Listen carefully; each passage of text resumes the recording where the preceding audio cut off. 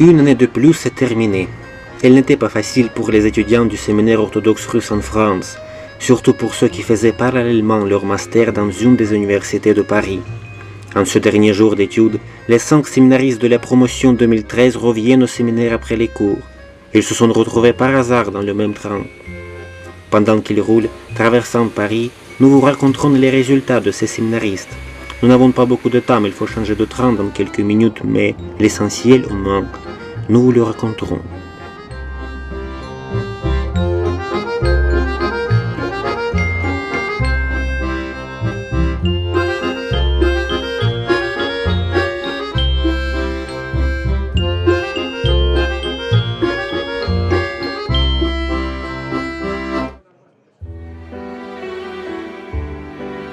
Georgi Bobayan.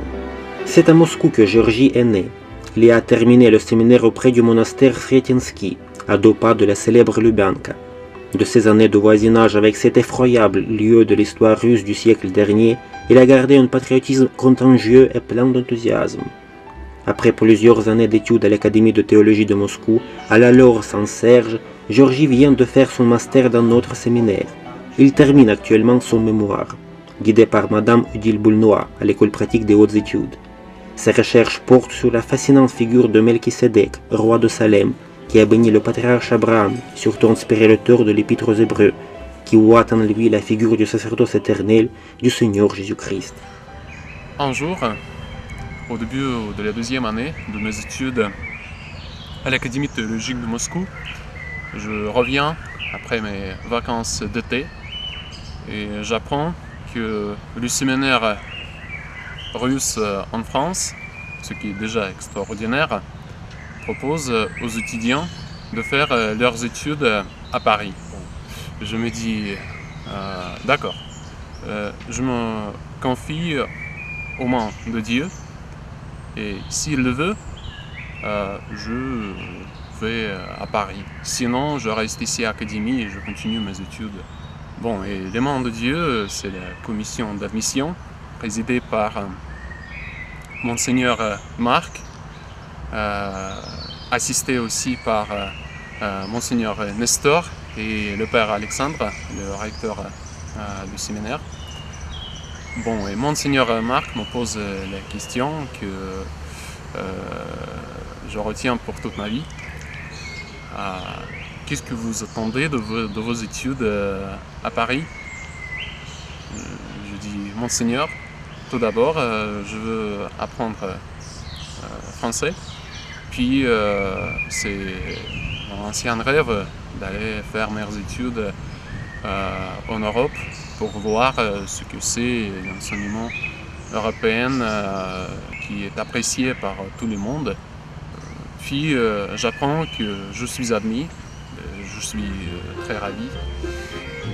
Je vais à une librairie, j'achète un manuel de français, je l'ouvre et je me dis, oh mon Dieu, où vais-je?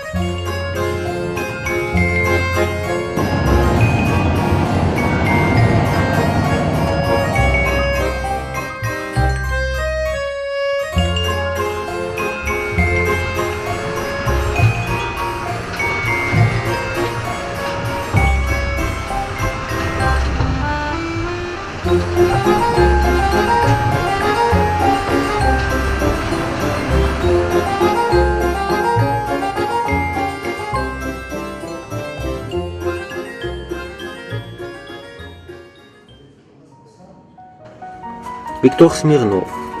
Après 6 ans passés au séminaire et à l'Académie de théologie de Moscou, dans les murs de la vénérable Laure de la Très Sainte Trinité, ce moscovite pur souche de 26 ans a rejoint en 2010 notre séminaire. 1 an plus tard, il parlait français sans accent et lisait sans hésitation des psaumes à la liturgie.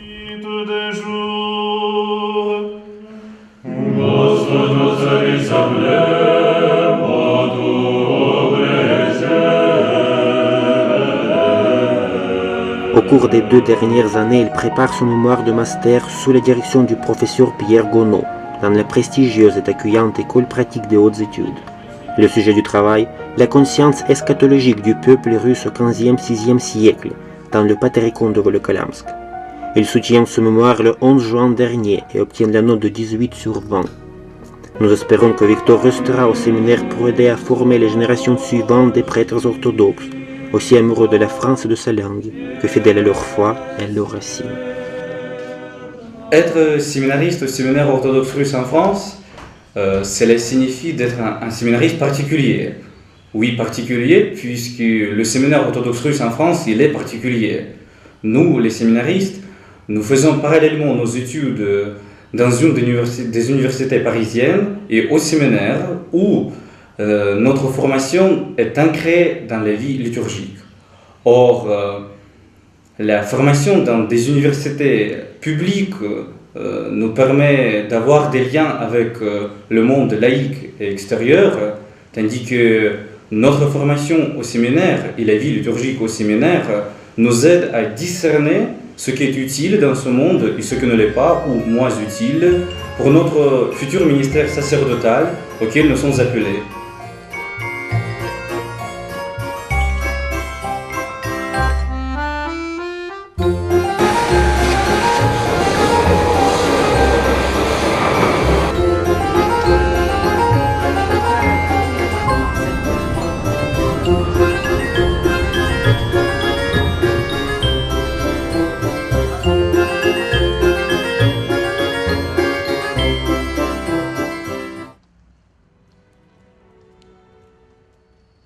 C'est à l'histoire religieuse de l'immigration orthodoxe russe en France qu'Alexei Vlasov a consacré ses recherches, menées pendant 2 ans à l'école pratique des hautes études, toujours sous la direction du professeur Pierre Gounod. Son mémoire de master, soutenu avec succès le 11 juin dernier, porte sur la contribution de 2 professeurs de l'Institut de théologie orthodoxe en Serge au dialogue œcuménique. Il s'agit de Nicolas Zernov et de Léon Zander, qui ont enseigné entre 1925 et 1940.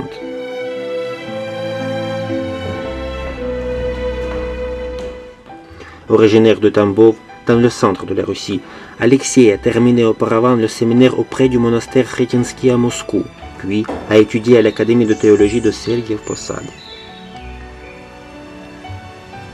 En août, je rentrerai en Russie, où un poste d'enseignant m'a été proposé au séminaire Sretinsky de Moscou, et parallèlement, je souhaiterais poursuivre le travail effectué dans le cadre de mon mémoire.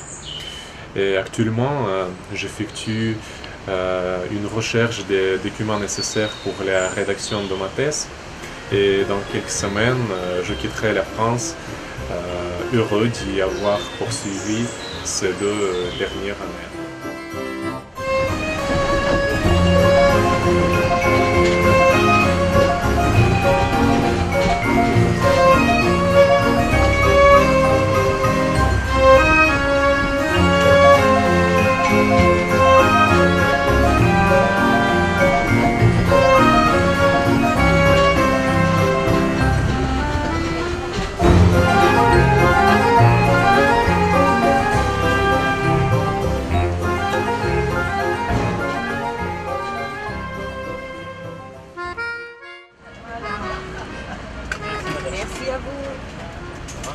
L'Ukrainien Vladimir Moutan est le premier de la promotion 2013 à recevoir l'ordination. Fraîchement marié à une charmante chef de chœur d'église Valéria, de la même ville de Kharkov comme lui, il est ordonné diacre par l'évêque Nestor de Chersonèse le 13 janvier dernier, à l'église des 300 Docteurs à Paris. Son ministère diaconal se déroule parallèlement à la rédaction d'un mémoire de master à l'université Paris-Sorbonne, sous la direction du professeur Bernard Fluzan. Son travail porte sur le personnage de Jacob chez Philon d'Alexandrie. Sa soutenance est prévue en septembre. Elle complétera la liste impressionnante des qualifications du diacre Vladimir, qui a d'abord obtenu un diplôme de professeur du français à l'université de Kharkov, avant de terminer le séminaire de cette ville, puis l'Académie de théologie de Saint-Pétersbourg. En fait, faire ses études en France, c'est difficile, mais c'est tout à fait réel. En général, le système de l'enseignement européen offre les meilleures conditions pour des recherches scientifiques. L'étudiant a la possibilité de choisir les matières qui sont vraiment nécessaires pour son travail. Et c'est très important. Sans parler de l'accessibilité de la littérature des recherches et des études les plus récentes. En ce qui concerne nos séminaristes, ils ont des devoirs supplémentaires puisqu'ils habitent dans une communauté, ici au séminaire. Ils ont des cours, ils ont des offices quotidiens. C'est pourquoi ils doivent faire beaucoup d'efforts pour réussir, mais s'ils y arrivent, je suis sûr qu'ils deviendront de véritables prêtres de Dieu capables de répondre aux défis du monde contemporain.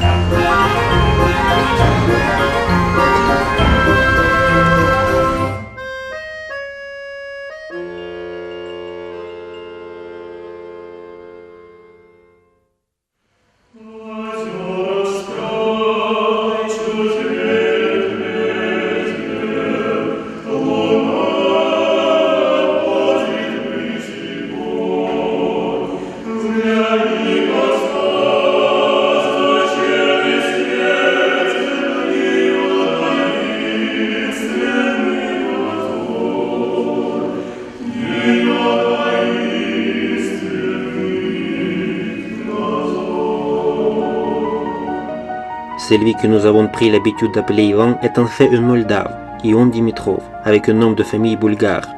Le cosmopolitisme d'Ion ne s'arrête pas là, c'est en Ukraine, à Odessa, qu'il fait son séminaire. Puis il est admis à l'Académie de théologie de Moscou où il étudie avant de rejoindre en 2010 notre séminaire à Épinay-sous-Sénart pour faire son master.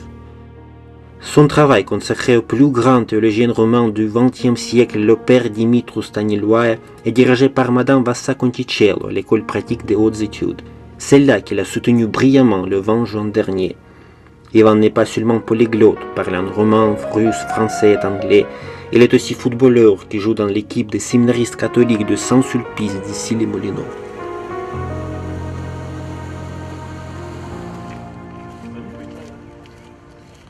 Aux actuels et aux futurs séminaristes, je leur souhaite qu'ils trouvent le sens et le but de leurs études, car ainsi le parcours devient beaucoup plus facile et fructueux.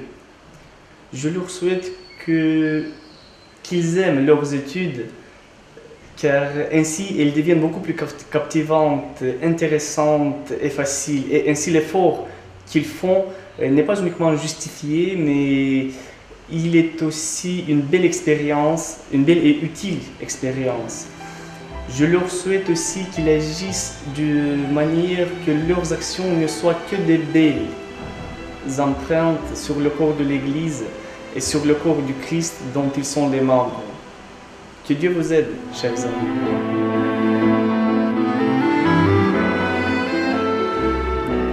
Nous voilà arrivés. En toute discrétion, les conducteurs de train, volent-nolent, amènent les gens à leur destination. Les trains qu'ils conduisent, souvent peu confortables et bruyants, nous portent à notre objectif par des trajectoires aussi directes que possible, conçues de sorte à n'être pas embarrassés par des constructions existantes, par les particularités du terrain et les cours d'eau. Ils ne demandent pas si vous possédez votre passe Navigo ou si vous voyagez en récalcitrant, si vous êtes un pauvre ou si vous êtes ici par hasard, parce que vous en avez assez de votre limousine. Le ministère d'un prêtre peut se comparer au travail du conducteur de train. Le prêtre, comme celui qui commande les rames du métro, passe son temps à conduire les autres vers leur destination. Les deux transportent des personnes diverses et variées, par des chemins souvent cachés au regard des autres, eux-mêmes pas toujours reconnus dans leur travail. Nous souhaitons aux séminaristes de la promotion 2013 de devenir bons pasteurs, guides fidèles pour toutes les âmes qui se confieront à eux. Puisse-t-il, avec le concours du Saint-Esprit, porter avec dévotion et respect chaque personne vers la destination où nous attend le Seigneur Jésus-Christ et son Père, notre Dieu véritable. Il faut descendre.